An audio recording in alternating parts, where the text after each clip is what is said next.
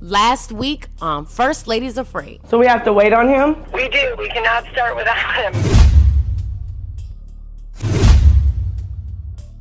So how you feel about replacing her? Are you nervous? Because you got some big shoes to fill. Chloe talks to her a lot, and y'all don't know this, but I asked Chloe to replace her.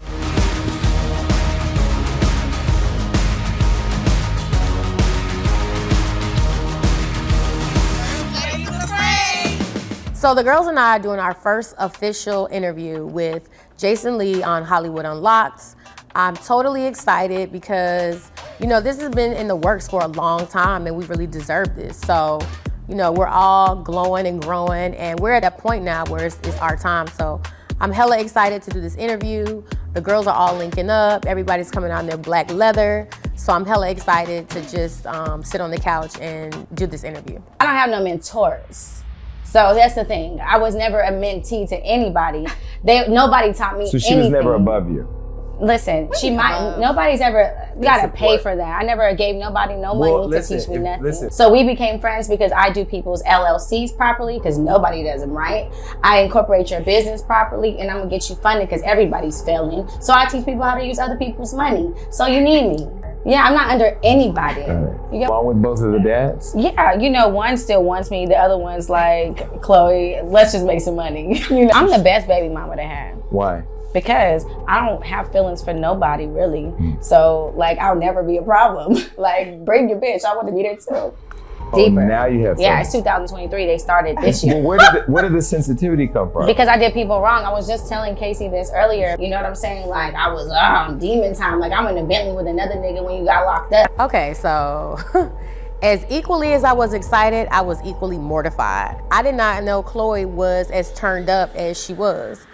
I kind of was embarrassed, to be honest, because she really came out of a bag. In Chloe's bio, Casey did say that Chloe was a mentee of Tiana, and Chloe did not like that. She was like, I only went to one class, it was 20 minutes, that doesn't make me a mentee. So after the interview, I had a little conversation with Casey because, we're women and I love to just get everything out and just have a full-blown conversation because I really didn't like the fact that I was called a mentee. Think about it. If you have been working for years to build your brand and nobody helped you, do you want to be called a mentee? No, but she understood and, that's what women do. Real women, we talk about what we don't like and what we do like and we get better and we grow. And I just don't want to be called a mentee. I actually thought that she was Tiana's mentee. I don't think that's a bad thing because as a business coach myself, I have mentees, right? And it got kind of awkward because I think that I just feel like she just took it the wrong way, and it was just a lot of, back and forth with her and Jason Lee and Casey, and even after the interview there was a little tension. Well, you gotta realize I'm La Jefa, which means the boss. So this is my coin we done put up, and when you on my dime, you on my time. Chloe didn't like that. I think that struck a nerve with her. I didn't think that the conflict was in line with how we've been representing ourselves, but I feel as though going forward, something like that can be prevented just with some additional communication. The other girls were more calm and were reserved, and we do a little, finger snap and we'll turn up.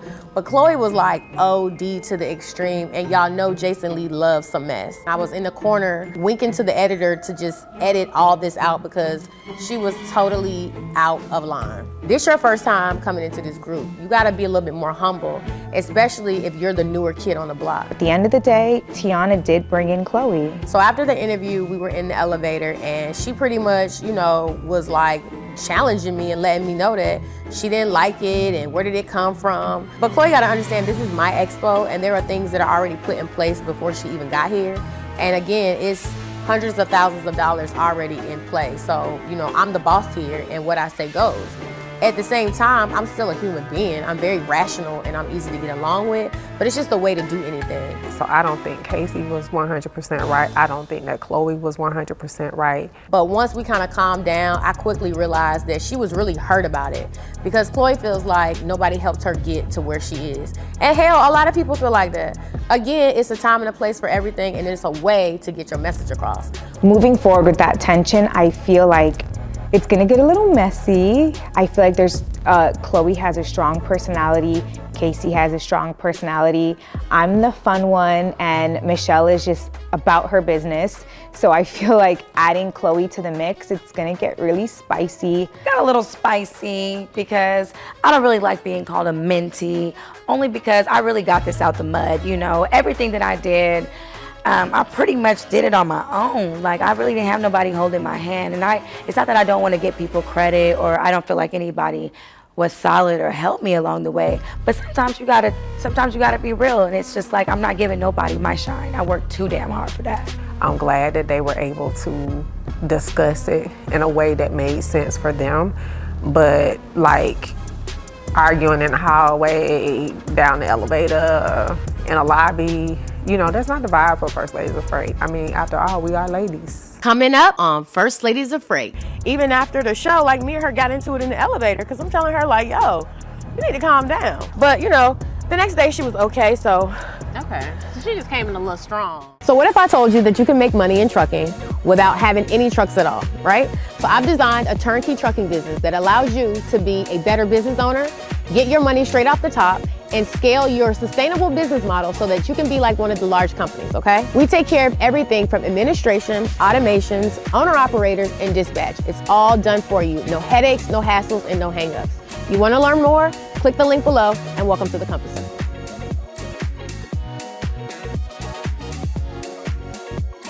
First Ladies of Freight! I think that I was shielding myself from the truth for a long time because I was so proud where I'm at currently. But being around these ladies, I learned that it's all about how you started. The funny thing is that I always looked up to Shanti and G. I always told my significant other at the time that, look at these people, like she's Filipino, I'm Filipino, and we're both half Filipino. I'm like, she did it. She's doing this trucking. It's different when you're Filipino, you just feel like you related. Seen them get out the mud. I seen them stay in love through it all. And it's like, sometimes the fairy tale ain't for everybody, because it definitely wasn't my story. When I had this plan, you know, we had a certain amount of money. I'm like, let's get into trucking, it's time. And we really could have ran it, but I just couldn't stay with him because he wasn't the right person for me. My kids were unhappy because I was with him. He mistreated me in many, many ways. And I had to choose myself. Even though I had this plan and it was all working out, he was with it, I decided to choose me and my kids. I went through so much trying to build something that was never authentic and it was never mine. And I didn't know that me taking the journey alone was what God wanted for me. And it was hard. It was sad. I was so depressed. I really didn't know what I was gonna do. I have 2 babies looking at me like, what are you gonna do for me? Mommy, like, what's happening? You're so unhappy. How are you gonna be happy again? When I left him, I was back at my parents' house. Never took a dispatching course, but reading and doing my research about what logistics was, that's why I might be a little proud. Maybe that's why I don't want to be called certain things and giving people any credibility to what I've done, because people don't know how many nights I cried, how many days I felt alone. And one day I had a hair appointment, and that hair appointment changed my life with my girlfriend, Sharnetta. She did my hair, and I was like, you know what? I'm about to jump into logistics. It's time. She was like, oh, for real? You're gonna be great at that because you're a great communicator. She goes, I got somebody. He got 5 trucks. Let me see if he'll let you dispatch. And she called that man, and he told me I could. It was Friday. I was getting my hair done. I'll never forget. And he told me on Monday that I could start. And that Monday, I dispatched 5 trucks with no experience. Hi, you guys. This is Casey from the Compass Circle. So one thing you might not know is when you run with different carriers, you're gonna get a rate confirmation. The rate confirmation is gonna explain the commodity, the weight, where it's picking up, and where it's gonna be delivered. If you're new in the game, you might not know that some companies are not going to give you the original rate con. What this looks like in real time is you may book a load with a certain broker, but the company that you're running for may modify that rate confirmation, and you may not be getting the full amount that you think you're getting. So while they're already taxing you 25 or 30%, they're also withholding the true amount that load pays. So here at the Compass Circle, we are transparent. We give you the actual rate con from the broker straight to you so you can see exactly what you're earning. Sign up now at www.thecompasscircle.com/lease or call our recruiting officers at 1-888-410-3147. First Lady's Afraid.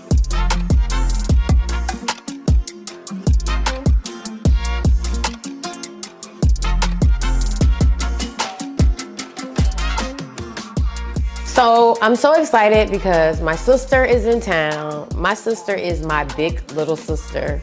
Her name is Tabitha, but I do refer to her as sister. My sister is my very best friend above anybody or anything. And when you grow up with a sister, you really don't need friends because you have a built-in friend. It's not one thing I could say to really sum up my relationship with her, except for she really just speaks my language. Yeah, I love her.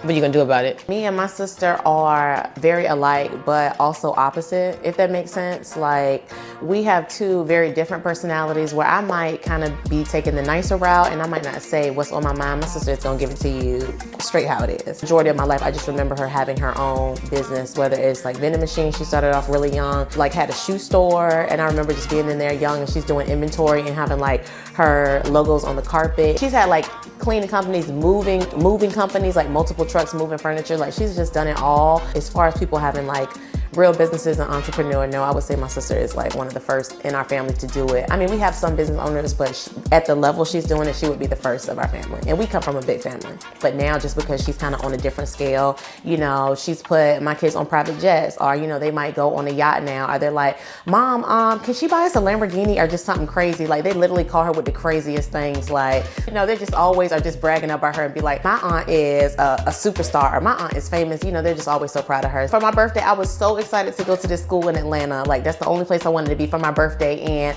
I got a flight to go there. And I remember she was just like, sister, come to Memphis. And I was like, I can't, because I have to go to work. She's not like, no, just get on this flight and I'm gonna get you home. Trust me, I promise. She charters a whole private jet and literally gets me home within like an hour's time of me to get to work. So I'm like asking all these questions about what she's like, don't even worry about it. Like, you just go to the airport. My pilot's actually waiting on me and he'll wait around until it's time for me to go back home. And I'm like, damn, that's crazy. Pretty much anytime I get a chance to see my sister, I fly out to where she goes. Like, if she's doing an expo or if she has some work in another city, I'm literally hitting her up like, sister, where will you be next week? I'm just popping up this weekend to just chat with her, see what's going on. I know there is a new lady on the cast. I've met all the other girls just from the times before. I know the Jason Lee interview wasn't as smooth as maybe everyone thought it was gonna go. So I'm just going to get the tea from her and just see, you know, like her real take on how she feels about everything. And yeah, we're just gonna chat it up like sisters. It was just kind of like, you know, she a pretty girl. She's a dispatcher. It was like, you know, an easy fit. Right. But I never met her in person before. Okay. So as I've been kind of like communicating with her, you know, she's real proactive. She want to help. You know, I'm thinking like she got good sense. Right. But when we got on Jason Lee couch, baby, she got that. I'm like, is you on crack, bitch? What's going on? Well, what was she doing? The most. Like you know, just over the top, like, you know, I know everybody doesn't have media training, and I'm not expecting you to, but there's like a spectrum. I mean, she was way OD to the extreme, like to the point where even after the show, like me and her got into it in the elevator because I'm telling her like, yo, you need to calm down. Like, girl. Yeah, I was gonna ask, like, what was the thing that triggered her or that set it off? Well, so, you know, when you go on shows, they ask you, like, you know, what do you want to be asked? So I gave them the points. But he was also reading off of, like, you know, some cards about us. Right. And so somewhere somebody put down that she was Tiana's mentee, because, I mean, that's how she came into the fold. Right. But I think the word mentee just sent her crazy. Like, the girl went bonkers. Okay. So instead of her just being like, yeah, you know, blah, blah, blah, and moving on gracefully, her and Jason Lee going back and forth for like 15 minutes. Oh, God. Then the interview lasted for like another 40. Okay. And then when we get in the elevator to go downstairs, she just, boom, like, you know, start asking me, and baby, one thing about it, don't come for the queen now, okay? Now, we can laugh and we can joke and we can play, but baby, don't come for the queen. Yeah. So poor little Michelle, you know, she like, y'all, Michelle, go get your car. What was the other girls giving at the time? Shanti walked off as she should. Right. Michelle was trying to keep the peace, per usual, but this my time and this my dime. My first impression of Chloe is she's a really beautiful girl. She seemed a little guarded, which I can understand if you're coming into a group with women who you don't know. I definitely think there's more to her. I'm looking forward to, you know, seeing how her and my sister mesh together and just kind of spending a little bit more time with her and meeting her as well. I heard her out and I did let her know, like, I appreciate you for sharing your concern because I don't want nobody to be no yes person to me or, you know, bow down to me. It ain't like that. But I'm spending a lot of money to do all this. You know what I'm saying? So it's like, ultimately, you got to respect the fact that I put you on that couch. Right. You know, so you got to just bow down. I hate to say it. So I don't know, the day after I met up with them and we went to the one of the locations for the expo. Okay. And I mean, she was a little bit more mild-mannered.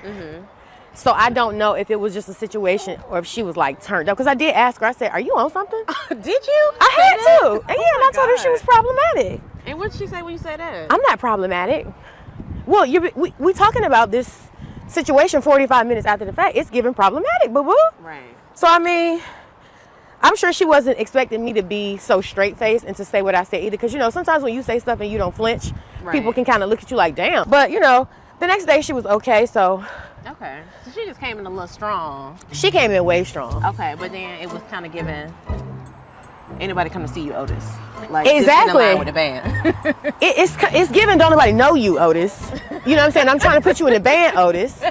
But you gotta you have to work with the team, Otis. So maybe the more that she gets to know the group, she'll kind of like, you know, let that wall down. And I'm hoping so. I mean, at the end of it all, I could tell she was kind of like hurt. And I mean, whatever she's been through, like, I get it. I've been in valleys in my, you know, my life too. But at the same time, I want her to realize I picked you, I handpicked you out of any of these girls in trucking. You know what I mean? So it's like, I ain't baby Jesus. You know what I mean? But I ain't no mincemeat either, baby. Now, come on now. My name ring bells out here in these streets. You know what I'm saying? Right. So, I mean, I just want her to know that this is her time. You know, this is all of our time. And whatever happened, you know, in your past or whatever you heard about, you just got to put it to the side and move forward. I mean, why you say that? I mean, ain't nobody mentoring me. Like, girl, her and Jason Lee was literally going back and forth for like 15 minutes. He was like, well, damn, do you like Tiana? yeah, that's crazy. Yeah, that's crazy. When my sister and I get together, we got a certain kind of lingo and a certain type of understanding. So like, we know that people act up and we know that people can get a little rowdy. She knows all about, you know, what I'm going through. She knows all the girls. She just knows this from the inside out. So she's pretty much one of the only people that I can talk to about my stresses and just different problems and scenarios that are going on with this whole expo thing. You know, it's a lot of heels out here. I used to these slopes and these Yeah, I need a little seat for a second child. Ooh. I mean, can't nobody take her place. You know what I'm saying? Like, it's only one pockets for sure. Per Chloe, like, she didn't see this coming at all. So, I mean, could you imagine you just going to trial thinking it's going to go your way and then the record skip, screw, and you, all the pieces. Yeah, I mean, but I mean, when the times I have talked to her, she did seem like she was, you know, high in spirit, and, you know, she was keeping her head up. But I mean, I think that's the first gavel. Like, the second gavel is your actual time. Because then it's like, if you get sentenced to something crazy, mentally, like, are you prepared to deal with that? So I just, you know, my heart goes out to her.